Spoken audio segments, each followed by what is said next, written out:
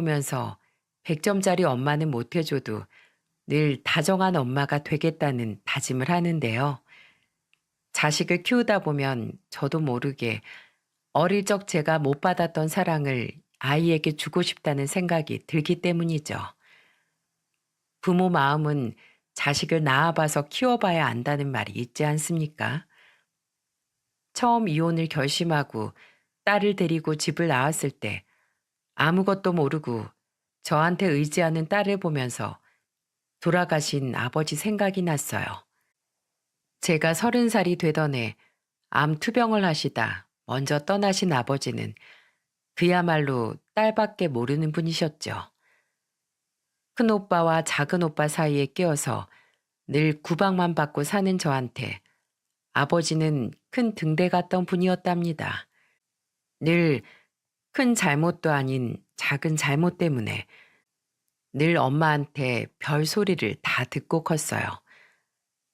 엄마는 항상 아들이 최고였던 분이셨는데 저 초등학교 시절에 오빠나 남동생 신발만 옆으로 밀어도 호통을 치면서 저한테 잔소리를 늘어놓으셨습니다. 야, 누가 내 아들 신발을 옆으로 치워? 항상 신발장 한가운데는 네 오빠랑 동생 신발이 있어야 된다고 했어, 안 했어? 기집애가 돼가지고 멀쩡한 내 아들 다 앞길 막으려고 작정했어. 물건을 놓더라도 늘 제 물건은 맨 밑바닥이었고 오빠 남동생 물건은 맨 위에 둬야 집안이 잘 풀린다면서 한 소리씩 하셨죠. 특히 빨래를 하나 하더라도 엄마는 제 빨래는 기집애 빨래라면서 따로 할 정도였습니다. 얼마나 아들밖에 모르는 사람이었는지 감이 오시나요? 이렇게 말도 안 되는 일로 엄마한테 혼나고 있으면 아버지는 늘 엄마를 말리면서 소리쳤어요. 물건 좀 그냥 둘 수 있지. 뭘 그런 걸로 애를 잡아? 저놈들 공부 못하고 멍청한 게 왜 우리 영선이 탓이야? 쟤들이 머리 나쁜 거 괜히 딸 탓하지 마. 아버지와 엄마는 이렇게 극과 극이었어요. 엄마는 오로지 아들뿐이었고 아버지는 늘 구박받는 딸 감싸느라 바쁘셨죠. 어쩌다 학교에서 챙겨오라는 준비물이 있어도 엄마는 돈 아깝다고 여자가 공부해서 어디 써먹냐고 무시하기도 했죠. 그러면 아버지는 기가 죽어서 학교 가는 저를 따라와서 제 손에 용돈을 쥐어주며 이런 말을 해주셨어요. 영선아, 학교 앞에 문구점에서 준비물 사서 들어가. 이런 거 있으면 아빠한테 말했어야지. 아빠, 나 학교 다니지 말까? 엄마가 나는 배워봐야 써먹을 것도 없대. 학생이 공부를 해야지 무슨 소리야. 항상 제 편에서 늘 저를 아낌없이 응원해주던 가장 멋진 분이셨어요. 이런 하늘 같던 아버지가 돌아가시던 날 정말 가슴이 미어졌습니다. 세상에서 가장 사랑하고 아끼는 아버지가 세상에 안 계신다는 게 믿기지 않았어요. 남자 볼 때 얼굴 같은 거 보지 마. 무조건 능력만 보고 시집가서 내가 지금까지 너 키워준 거 전부 갚으면서 살아. 여자 팔자 뒤웅박 팔자라는데 이혼을 하더라도 부잣집에서 이혼당해야 몇 푼이라도 쥐고 나오지. 아직 결혼할 사람이 있는 것도 아닌데 엄마는 제가 30이 넘자 매번 부잣집으로 시집가라면서 말을 하는 거예요. 그런데 그 이유가 이혼할 때 한몫 챙겨 나올 수 있어서 부잣집으로 가라는 게 말이 됩니까?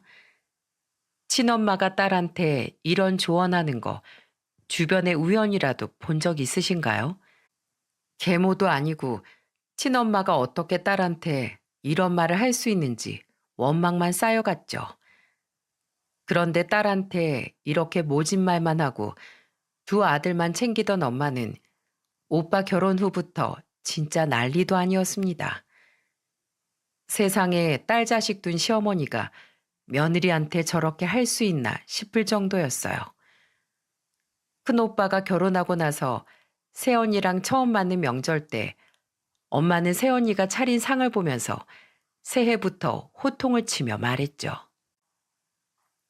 어쩜 넌 집안의 맏며느리가 돼가지고 밥을 이렇게밖에 못 떠나? 이게 사람 밥이야, 세모이야? 너 내 아들 밥도 이렇게 해주냐? 어머님, 속 안 좋다고 조금만 드신다고 하셔서 조금만 드린 건데 더 드릴까요? 얘 좀 봐. 그럼 지금 내 탓이라는 거야?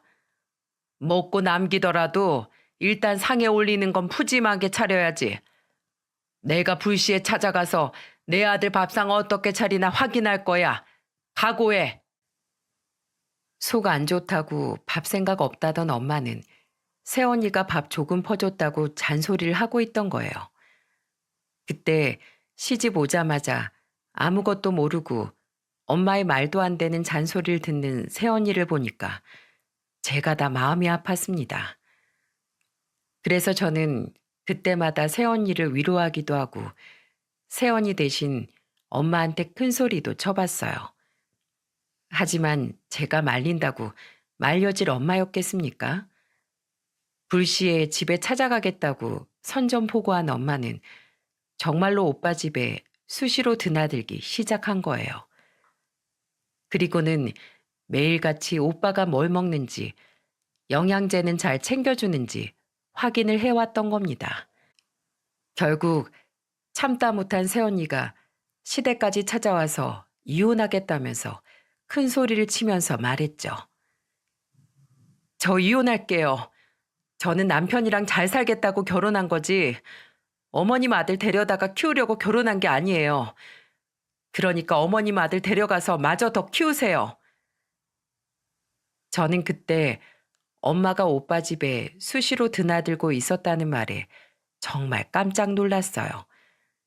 새언니 말처럼 큰오빠는 몸만 컸지 생각하는 수준은 딱 초딩이나 다름없었습니다. 오죽하면 새언니도 엄마한테 다시 데려가서 더 키우라는 말을 했겠어요. 결국 오빠는 29살에 이혼을 하게 됐고 이혼 사유는 거의 엄마가 제공한 거나 다름없었죠. 이혼당한 오빠 충격이 클 거라고 한동안 엄마는 오빠를 아이 다루듯 대했어요. 이러니 오빠가 결혼해서 잘 살 수 있었겠습니까? 심지어는 사업한다고 매번 엄마한테 손 벌리기 일쑤였어요. 제가 볼 때는 정말 답 없는 사업인데도 엄마는 장남이 하는 일에 반기 드는 거 아니라고 그 돈을 전부 대주고 있던 겁니다. 정말 보기만 해도 답답한 모자였죠. 나이 먹은 장남한테도 이렇게 하는데 막내 동생한테는 어땠는 줄 아십니까? 저희 집이 그렇게 잘 사는 편도 아니었는데 막내는 아르바이트 해본 적도 없었습니다. 게다가 28살에도 번듯한 직장 하나 없이 엄마한테 천하태평한 얼굴로 말했죠. 엄마, 나 용돈 내가 말하기 전에 미리 좀 줄 수 없어? 엄마가 우리 아들 용돈 주는 날인 거 깜빡했네. 자, 여기. 안 그래도 없는 살림에 다 큰 아들 둘씩이나 거두면서 살고 있던 거예요. 혼을 내서 빨리 살 길을 찾게 해야 하는데 엄마는 매번 이렇게 아들을 옆에 끼고 챙기기 바빴죠. 제가 생각해도 엄마의 마음을 이해할 수가 없었어요. 제 사연을 듣고 있는 분들 중 아들 둔 부모님들은 이해가 가십니까? 저는 지금도 엄마가 어떤 마음으로 저희 삼남매를 키웠나 모르겠습니다. 이런 집안에서 자라서 그런지 몰라도 저는 남자가 자기 주장이 없는 걸 제일 싫어했어요. 오빠랑 남동생이 입만 열면 엄마 타령인 게 너무 한심해 보여서 남자는 남자다운 게 최고라고 생각했죠. 그러던 중 친한 지인과 우연히 갔던 술자리에서 남편을 만나게 됐던 겁니다. 그때 그 인간을 만나서 이렇게 사연까지 쓰게 될 줄 모르고 저는 그날 남편한테 한눈에 반했었답니다. 당시에도 남편은 시부 회사에서 같이 일을 하고 있었어요. 사업가 아버지를 닮아서 그런지 성격도 시원시원하고 강 다니는 게 참 멋있다고 생각했죠. 그날도 꽤 인원이 많은 모임이었는데 남편은 사람들을 리드하면서 큰 소리로 외쳤어요. 다음 장소는 여기보다 더 좋은데 우리 다 같이 2차로 가요. 사람들 앞에서도 기죽지 않고 분위기를 즐기면서 이끄는 모습이 신선하다 느꼈죠. 그래서 그날 끝까지 남아서 2차, 3차까지 가다가 남편과 가까워지게 됐어요. 그렇게 시작된 연애를 1년 정도 하게 되면서 결혼까지 이어지게 됐던 겁니다. 처음 결혼을 결심했을 때 시댁과 집안 차이가 나서 걱정이 되긴 했어요. 그러다 시댁에 인사 갔던 날 시모와 시부가 저한테 아무것도 걱정하지 말라면서 말해 주셨죠. 그러면서 시부는 저한테 인자한 목소리로 이런 말을 덧붙였습니다. 신혼집도 걱정하지 마. 우리가 다 알아서 얻어줄 테니까 둘이서 알콩달콩 잘 살기만 해. 우리 딸이 일찍 시집가서 허전했는데 새 식구가 생기니까 기분이 참 좋네. 하나 있는 시누이는 일찍 결혼을 해서 가정을 꾸려 살고 있었어요.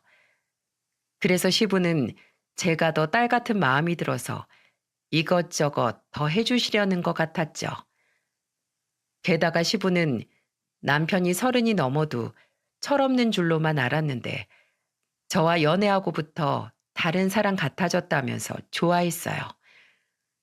그래서 신혼집도 서울의 시부가 얻어준 덕분에 넉넉하게 결혼 생활을 시작할 수 있었죠. 그때는 시모도 정말 좋은 사람이라는 생각이 들 만큼 좋은 말만 해주셨답니다. 우리 아들이 이제야 좀 어른스럽게 변한 것 같아서 내가 안심이 된다니까. 앞으로도 이렇게 우리 아들 옆에서 좋은 영향 주면서 잘 살아. 집안에 사람이 잘 들어야 된다는데 나는 우리 며느리가 참 마음에 쏙 드네. 시모는 저만 보면 집안에 사람이 잘 들어와서 집안 분위기가 달라졌다면서 좋아하셨죠. 그렇게 좋아해 주시는 시모와 시부를 보니까 안심이 되면서 참 행복했답니다. 하지만 시댁에서 한창 기분 좋게 이야기하던 저는 친정만 오면 기분이 안 좋아졌어요. 왜냐하면 시댁 다녀온 저를 보고 엄마는 호들갑을 떨면서 이런 말을 했기 때문입니다. 예비 사돈한테 보석이나 금 같은 거 준다는 말은 안 해? 잘 사는 집안이라는데 왜 이렇게 강간무소식이야? 혹시 중간에서 네가 다 가로채고 있는 거 아니지? 그만 좀 해, 엄마. 나 시댁 다녀올 때마다 이렇게 물어볼 거야? 누가 보면 욕해. 시댁에서는 그저 잘 살길 바란다면서 아파트도 해주는데 친정엄마는 찍소리도 하지 말고 살라고 하니까 정말 어이가 없더군요. 게다가 시댁에서는 제 사정 생각해서 예물 예단도 전부 생략하자고까지 했었죠. 그런데 엄마가 이런 생각을 하고 있으니 기분이 좋을 리가 있었겠습니까? 그 후 저는 엄마의 말을 무시하고 남편과 결혼을 하게 됐어요. 신혼 초에는 남편과 시댁에 가도 정말 친정에 온 것처럼 편한 시간을 보냈습니다. 시모는 저희가 가면 미리 준비해둔 반찬을 챙겨주면서 이렇게 말했어요. 평소에 우리가 먹는 반찬인데 너도 입맛에 잘 맞을 거야. 네 남편도 좋아하는 반찬들이니까 끼니마다 꺼내놓고 둘이 잘 챙겨 먹어. 어머님, 정말 감사해요. 매번 이렇게 챙겨주셔서 너무 잘 먹고 있어요. 너희가 잘 먹는다고 하면 내가 몇 번이고 해주지. 네 남편 살 안 빠지게 관리 잘 해줘라. 장가 갔는데 살 빠지면 주변에서 사람들이 이상한 결혼했다고 욕먹는 거 한순간이야. 시모는 저한테 이것저것 챙겨주면서 남편이랑 밥 잘 챙겨 먹으라고 당부까지 했었죠. 그때는 저도 회사를 다니고 있을 때라서 시모는 제가 바빠서 아무것도 못 해 먹을까 봐 미리 챙겨주셨던 거예요. 그런데 이게 처음에는 시모의 배려라고 생각했는데 시간이 갈수록 어딘가 이상했습니다. 결혼하고 1년쯤 지났을 때 남편과 아이 계획을 세우면서 저는 회사를 그만두게 됐어요. 그리고 그때부터 시모와 전쟁 같은 날이 시작되게 됐던 거죠. 한 번은 남편과 시댁에 갔는데 시모가 체중계를 거실에 두고 저희를 기다리고 있는 겁니다. 그러더니 남편을 보면서 이런 말을 하는 게 아니겠어요? 경구야, 너 여기 좀 올라가 봐. 갑자기 체중계 올라가라고? 몸무게는 재서 뭐 하려고? 너 요즘 살이 쭉 빠진 것 같아서 그래. 얼른 올라가 봐. 남편은 시모 등살에 못 이겨 체중계에 올라갔고 그때 남편의 몸무게가 68kg이었죠. 남편 키가 175였는데 키에 비해 몸무게는 적당한 편이었어요. 그런데 시모는 남편 몸무게를 확인하고는 호들갑을 떨면서 저한테 이런 말을 하는 겁니다. 이게 무슨 일이야? 내가 우리 아들 살 안 빠지게 잘 관리하라고 했잖아. 항상 70kg가 좀 넘었는데 왜 갑자기 살이 빠져? 키 생각하면 정상 체중인 것 같은데요. 내가 내 아들을 잘 모른다는 거냐? 내가 준 반찬 혹시 너 혼자 집에서 다 먹는 거 아니지? 네? 그걸 저 혼자서 어떻게 다 먹어요? 그리고 2, 3kg는 운동에서 빠졌을 수도 있고 건강에 지장 없으니까 너무 걱정하지 않으셔도 될 것 같아요. 저는 호들갑을 떨면서 남편 몸무게가 줄었다고 난리였어요. 남편도 민망했는지 시모를 말렸지만 시모는 저한테 반찬 혼자 다 먹냐면서 말도 안 되는 추궁까지 했습니다. 원래 몸무게보다 얼마 빠지지도 않았는데 호들갑을 떠는 시모가 이상하다 싶었죠. 그래도 남편이 시모를 말리면서 일단락 되는 듯 했어요. 그런데 시모는 이때부터 저한테 의구심을 품고 있는 겁니다. 다음 날 저한테 전화해서 저를 추궁하면서 어처구니 없는 질문을 하더군요. 우리 경구 아침은 먹고 출근하는 거야? 그럼요. 그런데 오늘 아침에는 속이 불편하다고 많이 못 먹긴 했어요. 뭐야? 대체 아침을 어떻게 준비했길래 얼마 먹지도 못하고 나가? 너 아침 밥상에 뭐 올렸어? 김치찌개랑 어머님이 준 반찬 올렸어요. 애들도 아니고 아프다는데 어떻게 계속 먹으라고 해요? 네가 끓인 김치찌개가 맛이 없었던 거 아니야? 우리 경구 김치찌개 있으면 밥을 3공기씩 비우는데 그렇게 못 먹는다는 게 믿을 수가 없네. 어머님, 애도 아니고 제가 강제로 먹일 수 없잖아요. 그리고 저도 남편 챙길 만큼 챙기고 있어요. 그러니까 그냥 저 믿고 맡겨주세요. 내가 어떻게 믿어? 내일부터 너 아침 밥상 사진 찍어서 보내. 사진 안 보내면 매 끼니마다 우리 집 와서 먹게 할 거야. 그때 시모 말을 잘못 들은 줄 알았어요. 끼니마다 밥상 사진을 찍어서 보내라니 이게 말이 됩니까? 게다가 사진을 안 보내면 시댁으로 오게 하겠다는데 미칠 노릇이었습니다. 그래서 이런 상황을 남편한테 얘기해 봤어요. 그랬더니 남편은 저한테 한숨을 쉬면서 이렇게 말했죠. 그냥 사진 보내드리면 되잖아. 그게 뭐 그렇게 어려운 것도 아닌데 뭘 그렇게 고민하는 거야? 지금이야 사진 몇 장이어도 일단 보내기 시작하면 다른 것도 요구하실지 어떻게 알아. 내 입장에서는 부담스럽다는 거지. 나 정말 이런 말 안 하려고 했는데 나는 장모님이 용돈 보내달라고 해서 매달 50만 원씩 용돈도 드리고 있어. 뭐? 용돈을 보내고 있다고? 근데 왜 나한테 말 안 했어? 장모님이 우리 결혼하고 회사까지 찾아와서 계좌번호 찍어주면서 용돈 달라고 하시더라.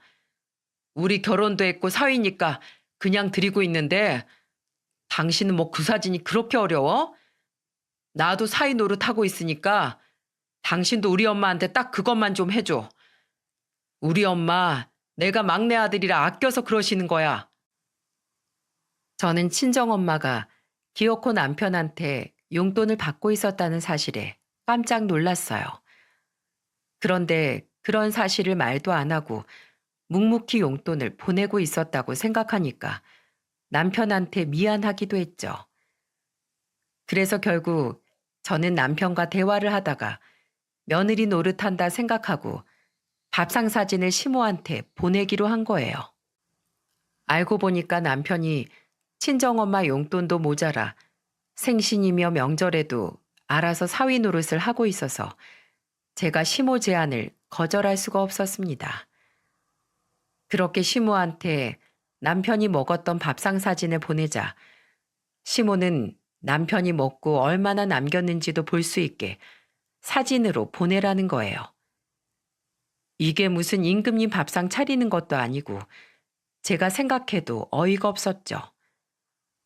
그래도 최대한 시모가 원하는 대로 잘 맞춰주고 있었습니다. 그런데 제가 시모 말을 들으면서 잘 따라온다 생각해서 그랬는지 시모는 제게 원하는 게 더 많아졌어요. 한 번은 시부 회사에 갔다가 넥타이를 메고 있는 남편을 봤는지 저한테 전화해서 대뜸 이런 말까지 했답니다. 너는 남편 넥타이 색깔 하나 못 골라줘? 우리 경구는 저런 밝은 색보다 살짝 어두운 색으로 골라줘야 된다고. 회사 갔다가 내 아들 넥타이 보고 내가 이렇게 놀라야겠어? 무슨 유치원에 애들 보낸 것도 아니고 이게 이렇게까지 화낼 일인가요? 그러더니 시모는 저한테 하소연을 쏟아내듯 이런 말을 했습니다. 너 아침에 밥상 보낼 때 우리 아들 뭐 입고 뭐 신고 뭐 목에 메고 나가는지 다 찍어 보내. 어머님, 회사 출근하는 사람인데 그 사진은 언제 다 찍어요? 그럼 내가 신경 안 쓰도록 네가 잘했어야지. 나는 우리 아들이 어디 가서 그 집꼴로 다니는 거 절대 눈 뜨고 못 봐. 장차 네 시아버지 회사 물려받아서 이끌어갈 사람인데 꼬라지가 저게 뭐야? 사람이 우스워 보이잖아. 그래도 아들 장가 보내셨으면 이제는 제 남편이기도 하잖아요. 그러니까 저를 좀 그냥 믿고 맡겨주세요. 점점 시모의 말도 안 되는 요구에 미쳐버리겠더군요. 그래서 저는 더 이상 시모와 대화가 안 될 것 같아서 우선 생각해 보겠다고 하고 전화를 끊었습니다. 그런데 그때 눈치도 없이 친정엄마가 저한테 전화해서 뻔뻔하게 이런 말을 하는 게 아니겠어요? 야, 네 남편 왜 이번 달 용돈 안 보내? 매달 꼬박꼬박 들어왔는데 왜 안 주는 거야? 너 거기서 뭐 잘못한 거 아니야? 엄마, 제발 사위한테 용돈 타령 좀 그만해. 왜 엄마 아들도 못하는 걸 사위한테 바라고 있어? 내가 엄마 때문에 시댁에서 얼마나 기도 못 펴고 사는지 알아? 야, 돈 없이 사는 거보다 자존심 버리고 사는 게 100번 낫지. 사위한테 용돈이나 보내라고 해. 앞으로 그 사람한테 용돈 달라고 하기만 해봐. 결국 저는 참았던 화를 엄마한테 터뜨리고 말았어요. 전화할 때마다 그놈의 돈 타령 때문에 이골이 날 지경이었죠. 그런데 남편은 돈을 잘 벌어서 그러는 건지 돈 50만 원에 왜 친정엄마랑 싸우냐면서 용돈을 척척 보내고 있었어요. 그러니 제가 시모의 부탁을 속 시원하게 거절할 수 있었겠습니까? 남편이 저렇게까지 하는데 그깟 사진 몇 장에 제가 쪼잔해진 것 같았죠. 그래서 정말 다음 날부터 남편 넥타이와 신발, 양말까지 다 찍어보냈어요. 그랬더니 시모는 그제 안심을 하기 시작했습니다. 이 정도면 제가 어머님 아들과 결혼을 한 게 아니라 돌보는 게 아닌가 싶었어요. 그렇게 사진을 몇 개월 보내고 나니까 시모도 점차 사진에 집착하지 않았고 사진을 보내지 않아도 시모는 이제는 알아서 잘 하겠거니 하는 것 같았습니다. 그런데 제가 남편과 아이 준비를 하고 있다는 걸 알고는 시모는 저한테 아들을 낳아야 한다면서 압박을 주기 시작했어요. 그러다 덜컥 임신이 됐는데 성별을 알기 전에는 시모가 집에서 쉬고 있는 저를 찾아와서 청소까지 해주며 말했어요. 우리 며느리 임신하고 몸도 무거울 텐데 쉬고 있어. 내가 오늘은 너 푹 쉬라고 온 거니까 아무 걱정 말고 쉬어. 어머님이 청소를 하시는데 제가 어떻게 쉬어요? 아유, 됐어. 저기 가서 너는 태교에 좋은 음악이랑 책 좀 보고 있어. 우리 손자가 뱃속에서부터 편해야 될 거 아니야.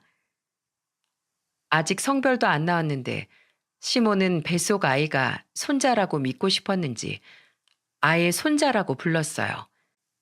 그리고 뱃속부터 태교에 신경 써야 한다면서 각종 태교 용품까지 사오셨죠. 저는 그런 시모를 볼 때마다 좌불안석이었습니다. 얼마나 스트레스가 심했으면 먹었던 음식을 토해내기까지 했었죠. 임산부가 입덧이 아니라 스트레스로 토할 정도니까 얼마나 정신적으로 힘들었는지 가늠이 가십니까? 하루에도 12번 제발 아들이길 바랬지만 뱃속 아이는 딸이었어요. 저는 아들이나 딸 상관없이 내 자식이라는 이유로 너무 기뻤는데 시모는 딸이라는 소식을 듣고 시댁 식구들 다 모인 자리에서 저한테 화를 내며 소리까지 쳤습니다. 딸이 뭐야? 내가 그렇게 기도를 했는데 어디서 손녀가 뚝 떨어진 거야? 속 터져 죽겠네 정말. 너는 겨우 딸 임신해놓고 뭐가 자랑이라고 시댁에 와?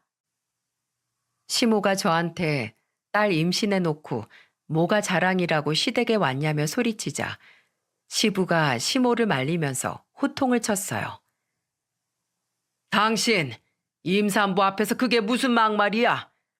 아들이나 딸이나 다 우리 귀한 손주들인데 말 좀 가려서 못해?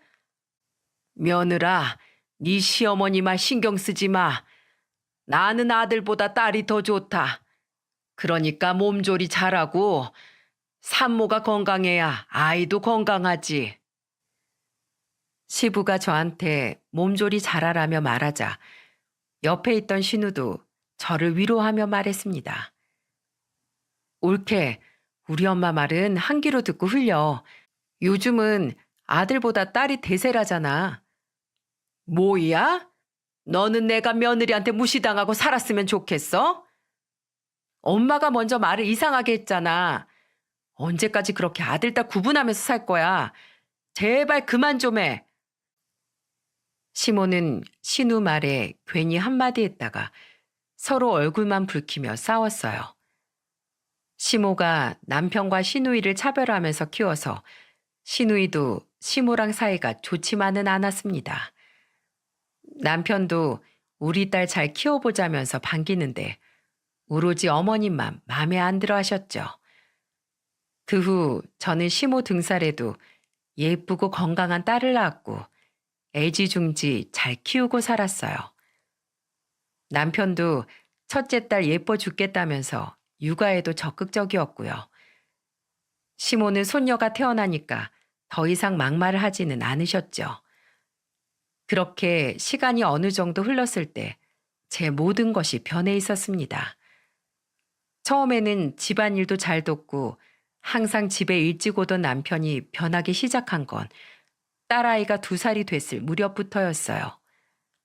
매일같이 술을 퍼마시고 제정신이 아닌 채로 집에 들어오기 일쑤였죠. 그러다 딸을 어린이집에 보내고 집안 청소를 하다 남편이 숨겨오던 카드 내역서를 보게 됐어요. 그런데 그동안 남편이 숨겨오던 카드 내역서에는 더러운 진실이 있었습니다. 남편이 그동안 갔던 술집이 일반 술집이 아니라 술집 여자가 있는 가게였던 거예요. 그동안 회사 일로 외박했다던 남편은 호텔 숙박했던 흔적도 있었죠. 그동안 일 핑계로 외박까지 하던 남편은 밖에서 유흥을 즐기고 있던 겁니다. 그날 저는 참았던 분노가 터졌고 그날 어김없이 또 술을 처마시고 온 남편과 단판을 짓게 됐어요. 비틀거리면서 들어오는 남편한테 카드 내역서를 던지면서 소리쳤습니다. 당신 진짜 너무한 거 아니야? 애는 뭐 나 혼자 낳았어? 이럴 거면 뭐하러 결혼했어? 술집이나 들락거리고 평생 혼자 살지 뭐하러 결혼했냐고. 아이, 뭐야? 지금 나한테 종이 던진 거야? 회사 일 하다가 어쩔 수 없이 술집에 간 걸로 이렇게 트집을 잡는다고? 야, 네가 나가서 일해. 남편은 적반하장으로 저한테 화를 내더니 또 욕설을 퍼붓기 시작했어요. 그때 잔뜩 남편의 한마디가 저를 정말 참을 수 없게 만들었습니다. 야, 돌아가신 장인어른도 나처럼 일했을 텐데 뭐가 그렇게 청렴결백한 척이야? 남자들이 술집 안 가고 사회생활 할 수 있을 것 같아? 난 아무것도 몰라요 하면서 그런 술집 안 가면 처가댁에 있는 형님처럼 사업 말아먹고 한심하게 사는 거야. 뭐야? 그 입 안 닥쳐? 네가 뭔데 우리 아버지 얘기를 꺼내. 이게 그래도 뭘 잘했다고 되들어? 내가 말하면 알겠습니다 하고 가만히 있으라고 했지?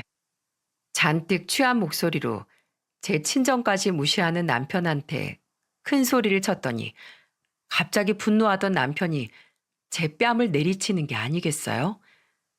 결국 어이없게 남편한테 선빵을 맞은 저는 그동안 참았던 분노를 담아서 남편 뺨을 똑같이 때렸습니다. 그랬더니 감히 자기 얼굴에 손을 댔다면서 저를 사정없이 때리기 시작했어요. 정말 그 순간이 아직도 무섭고 악몽을 꿀 만큼 무서웠죠. 그렇게 한참을 때리던 남편은 지쳤는지 안방으로 들어가 버렸습니다. 그제야 저는 남편한테 사정없이 맞은 곳들이 아파오기 시작했죠. 그리고 아무것도 모르고 방에서 울고 있던 딸 소리를 들으니까 이대로는 안 되겠다 싶었어요. 혹시 모를 때를 대비해서 병원으로 가 직접 진료를 받고 진단서까지 받았습니다. 그리고 다음 날 제 얼굴을 보니 꼴이 말이 아니었어요. 입술은 터져 있고 볼에는 상처도 나 있었습니다. 그런데 그날 낮에 시부한테 전화가 걸려왔어요. 아무것도 모르는 시부는 점심 먹고 손녀 생각이 났다면서 제게 안부를 물었습니다. 며느라, 잘 있었지? 우리 손녀 지금 어린이집에서 왔을 시간인데 뭐하고 있니? 잘 크고 있어요. 너 어디 아프냐? 목소리가 이상하다. 아니에요. 점심 먹고 자다 일어나서 목소리가 좀 잠겼나 봐요. 자다 일어난 목소리가 아닌데 뭘. 내가 지금 갈 테니까 집에 기다려라. 기력이 하나도 없는 것 같네. 시부는 제 상황도 모르고 집으로 오겠다면서 전화를 끊었습니다. 저는 설마 했는데 한창 일할 시간인 2시에 정말로 저희 집으로 찾아오신 거예요.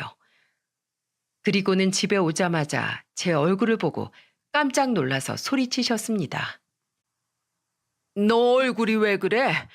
안 그래도 전화했는데 둘이 싸웠나 싶어서 와봤는데 너 설마 네 남편이 이런 거야? 저 정말 이대로는 못 살겠어요. 뭐야, 무슨 일인데? 병원은 다녀온 거야? 네, 저 진단서도 다 있어요. 제가 남편한테 술 좀 그만 먹고 일찍 오라고 한마디 했다가 이렇게 된 거예요. 무슨 회사에 그렇게 접대가 많아요? 뭐? 접대? 걔가 접대할 일이 뭐가 있어? 세상에, 이놈의 자식이 개집질을 하고 다녔구나. 아이고, 이를 어째. 저는 결심했어요. 이대로는 도저히 못 살아요. 제 꼴 좀 보세요, 아버님. 있어봐라.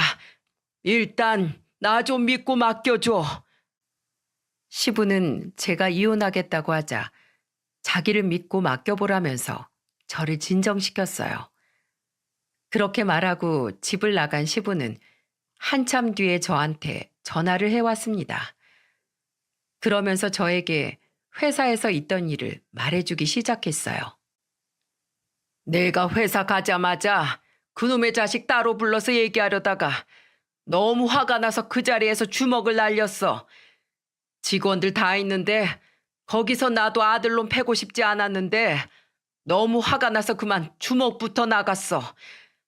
내가 가정도 못 지키는 놈 필요 없다고 내쫓았다. 너한테 사과받고 와야 받아준다고 했으니까 너한테 갈 거야. 그놈이 싹싹 빌면 네가 알아서 선택해라. 이혼하더라도 사과는 받아야 할 거 아니야. 그러니까 네가 보고 결정해라. 시부는 남편을 직원들이 보는 앞에서 주먹을 날렸다면서 저한테 화를 내며 말했어요. 가정도 하나 제대로 챙기지 못하는 놈이라면서 고함을 치고 때렸던 겁니다. 그리고 회사에서 내쫓으면서 제가 용서하면 받아주겠다고 한 거죠. 그래서 저는 남편이 정말 사과를 하러 올 줄 알았어요. 그런데 바로 달려와서 사과할 줄 알았던 시부 예상과 달리 남편은 몇 시간이 지나도 집에 올 기미가 안 보였죠. 그때 남편 놈이 다른 꿍꿍이가 있다는 걸 눈치챘어요. 그래서 혹시 모를 상황에 대비해 현관문 도어락 위에 있던 보조잠금 장치까지 이중으로 문을 걸어 잠궜습니다. 그 순간 초인종 소리가 들려 인터폰을 켜보니까 남편과 시모가 나란히 서 있는 게 아니겠어요? 딱 봐도 저 때문에 시부한테 맞았다고 시모한테 일렀을 게 뻔했죠. 다행히 이중으로 걸어 잠가둔 덕에 남편이 쉽게 비밀번호를 치고 들어올 수는 없었어요. 저는 혹시 모를 상황에 대비해 휴대폰 동영상을 켜서 식탁 한 기퉁이에 세워두고는 현관문을 열었습니다. 그러자 문이 열림과 동시에 시모는 제 머리채를 잡아 흔들었어요. 그러면서 제게 호통을 치며 말했죠. 네가 감히 네 남편한테 맞았다고 시애비한테 일러? 오늘 너 때문에 내 아들이 무슨 수모를 겪었는지 알기나 해? 오늘 너 차에 걸렸어. 내가 너 아주 홍군형을 낼 거야. 제가 시모한테 머리채 잡힌 걸 보고 남편은 실실 쪼개고 있었어요. 그 순간 너무 억울해서 눈물이 핑 돌았죠. 저는 시모한테 머리채 잡히고 10분 동안 맞고 욕먹고 정말 난리도 아니었습니다. 저는 일부러 계속 맞아줬어요. 그러자 시모는 이제 다 때렸다 싶었는지 손을 탁탁 털며 소리쳤습니다. 한 번만 더 시애비 믿고 까불기만 해봐. 그땐 이걸로 안 끝나. 저도 이걸로 안 끝나요. 지금 저한테 실수하신 거예요. 실수? 누가 실수했나 끝까지 한번 보자. 시모는 제가 하는 말에도 아랑곳 않더니 어디 두고 보자며 나가더군요. 그 뒤를 남편 놈이 쫄래쫄래 쫓아가다 저를 보더니 비아냥거리며 이런 말까지 했습니다. 그러니까 왜 입을 함부로 놀려서 이 꼴을 당해? 앞으로는 입 조심해. 이런 말을 남긴 남편은 시모 뒤를 바짝 쫓아갔어요. 진짜 약이 바짝 올라서 저 모자를 가만 안 두겠다고 다짐했죠. 저는 남편한테 마지막 문자를 남겼어요. 이혼해. 근데 내가 쉽게 이혼할 일 없으니까 너 각오해. 넌 잃을 게 많은 사람이지만 난 잃을 거 하나도 없는 사람이야. 아주 끝장 보도록 싸워보자. 저는 이 문자를 남기고 곧장 변호사 사무실로 찾아가서 이혼 소송을 시작했어요. 남편한테 맞았던 진단서, 영상, 녹음, 모든 증거를 파일로 만들었죠. 그리고 저는 집에서 딸 짐과 제 짐을 챙겨서 친정으로 갔습니다. 그런데 겨우 친정에 갔더니 정말 황당한 일이 절 기다리고 있었어요. 엄마가 저를 보자마자 놀란 얼굴로 이런 말을 하는 겁니다. 야, 너 뭐야? 집 나왔어? 엄마, 나 어머님이랑 남편한테 맞았어. 전치 2주야. 나 이혼할 거야. 이대로는 절대 못 살아. 그 사람 우리 집도 완전 개무시한다고. 딸은 출가 외인이라고 했잖아. 거기서 말 안 들으면 맞을 수도 있지. 그리고 너 여기 오면 우리 집안은 누가 먹여 살려? 지금 네 오빠한테 들어가는 돈 우리 생활비 전부 사위한테 나오는데. 그리고 네 동생 취업도 시켜준다잖아. 너만 참으면 될걸? 왜 못 참어? 엄마, 그 정도 했으면 오빠나 동생 알아서 살게 둬야 할 거 아니야. 언제까지 그럴 거야? 그런 한심한 놈들한테 뭘 바라냐고. 세상에 남동생 취업에 오빠 사업 빚까지 갚아야 한다고 참고 살라는 게 말이 됩니까? 심지어 저한테 가서 빌라고 하는데 정말 기가 막혔어요. 그래서 저는 엄마한테 울면서 말했어요. 엄마 진짜 사람도 아니다. 쓰레기네 완전. 오늘부터 엄마라는 사람 없다는 듯이 살 거야. 그러니까 나 찾지 마. 엄마 망하라고 간절하게 기도할 거야. 야, 그럼 누가 겁먹을 줄 알고? 호적에서 파버리기 전에 얼른 가서 잘못했다고 빌어 이거사. 제발 파. 그냥 서로 없는 사람처럼 살자 제발. 결국 저는 딸을 데리고 나와서 월세방을 얻어야만 했습니다. 방 하나, 화장실 하나 있는 작은 방이었지만 딸과 있을 수 있어서 좋았어요. 세상에 내 편 하나 없구나 싶었는데 그래도 딸이 있어서 힘이 좀 났습니다. 그리고 시부한테 시모가 저지른 폭행 영상, 각종 증거들을 보냈고 잠시 뒤 전화가 걸려왔어요. 시부는 힘이 쭉 빠진 목소리로 제게 말했습니다. 네가 보낸 거 다 봤다. 일단 우리 밥이나 함께 하면서 얘기 좀 하자. 처음에는 시부도 안 보려고 했는데 그동안 시부의 간절한 부탁에 딸을 데리고 나갔어요. 밥이 나와도 한수저도 편히 뜰 수가 없었어요. 하염없이 눈물만 흘리는데 시부가 제게 조심스럽게 말했습니다. 얘기 들었어. 그래, 어쩌겠냐. 내가 못난 아들 둔 죄다. 네가 하고 싶으면 이혼해. 그놈 회사에서 내쫓을 거야. 45살씩 처먹고 엄마 옆에서 정신 못 차리는 꼴 더는 못 본다. 원하는 조건이 뭐냐? 나한테 말해보렴. 없어요. 아버님한테 조건이 뭐가 있겠어요. 저는 아버님 말고 저 이렇게 만든 사람들이랑 단판 짓고 싶어요. 어머님이라고 부르고 싶지도 않아요. 저 벌써 다 고소했어요. 그 아줌마랑 그 자식 법에 처벌받는 거 볼 거예요. 네가 원한다면 그렇게 해. 그 여편네도 한번 당해봐야지. 그런데 일단 내 얘기 좀 들어줘. 시부는 제가 원하는 대로 하라고 했지만 요즘 세상에 아내 때린 남편으로 인터넷에 뜨면 회사 망하는 건 한순간 아니겠습니까? 평생을 일궈온 회사에 타격이 있을까봐 제게 이런 제안을 하셨어요. 너도 딸 직접 키우고 싶을 거 아니냐. 양육권, 친권, 그리고 살던 아파트까지 전부 다 주마. 그리고 정신적 배상도 다 따로 할게. 그러니까 한 번만 다른 방법도 좀 생각해 주면 안 될까? 내가 이렇게 부탁하마. 시부의 말에 마음이 흔들리기 시작했어요. 가정주부였던 제가 혼자서 딸을 키우기에는 경제적으로 어려움이 있을 수밖에 없었죠. 그래서 저는 시부한테 조건을 걸며 말했어요. 그럼 조건이 있습니다. 당장 그 아줌마랑 그 자식한테 정식으로 제게 사과하라고 하세요. 내가 꼭 어떻게든 데려와서 무릎 꿇고 사죄하라고 할게. 고맙다. 그렇게 시부는 걱정 말라면서 자리를 떠났어요. 그런데 2, 3일이 지나고 감감무소식인 걸 보니 보나마나 시모가 못한다고 버틸 게 뻔하다 싶었습니다. 그렇게 4일째가 지났을 무렵 시모와 남편이 저를 찾아와서 근처 카페에서 마주하게 됐어요.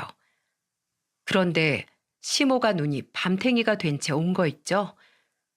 아무래도 시부와 실랑이를 하다가 다친 것 같았습니다.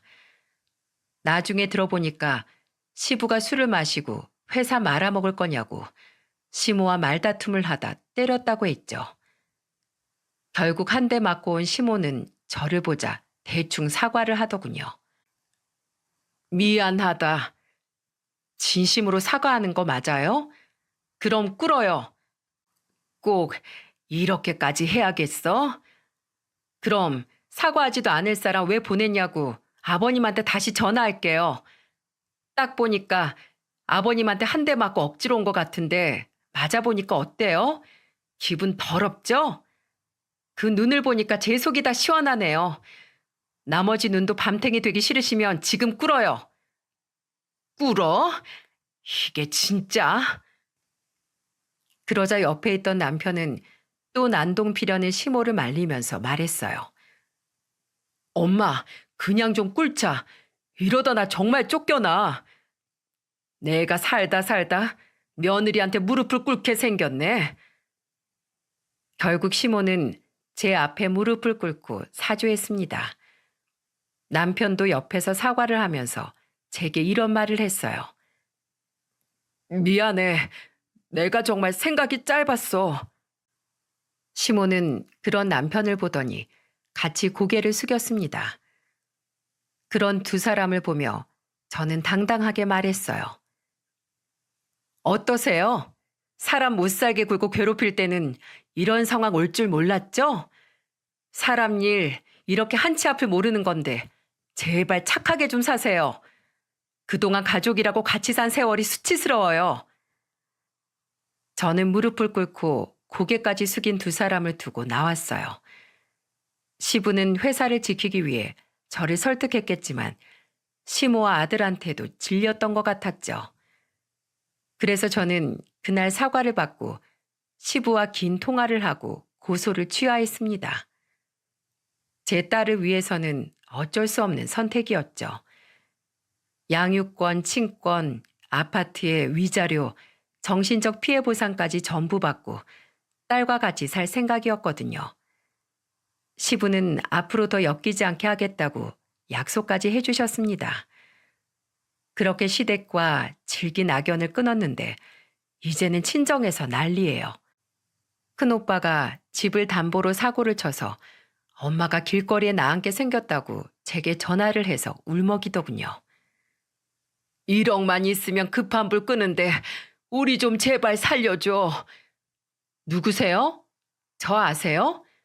아들밖에 모르는데 아들만 보고 사세요. 이제 서로 남남이잖아요? 저는 단호하게 전화를 끊어버렸습니다. 그리고 차단하는 걸 잊고 있었는데 문자로 유방암이라면서 왔더군요. 진짜인지 거짓말인지 모르겠지만 이제는 남이라서 아예 번호를 바꾸고 왔답니다. 딸 팔아서 떵떵거리고 잘 살려고 했던 사람을 엄마라고 부르고 싶지도 않네요. 지금은 오로지 제 딸과 둘이서만 소소한 일상을 보내면서 살고 있답니다. 비록 가족은 많지 않지만 제가 부족함 없이 사랑을 주고 있어요. 이제는 제 목숨이다 생각하고 딸을 지키려고 합니다. 요즘에는 시부와 한 번씩 보면서 지내고 있어요. 옛말에 열 사위는 안 미워도 한 며느리가 밉다는 말이 있죠. 팔은 안으로 굽는다지만 며느리도 자식인데 왜 그렇게 미울까 싶네요. 딸 같은 며느리까진 아니더라도 가족으로서 동등하게 지낼 수 있었으면 좋겠습니다. 물론 제가 겪은 시댁만 있지 않겠죠. 혹시나 새 가족을 보는 분들이 있다면 좋은 마음으로 감싸주세요. 그럼 분명히 다복한 가정이 될 게 분명합니다. 제 사연을 들은 분들은 각자 인생을 위한 귀중한 선택을 하며 행복하시길 바랄게요.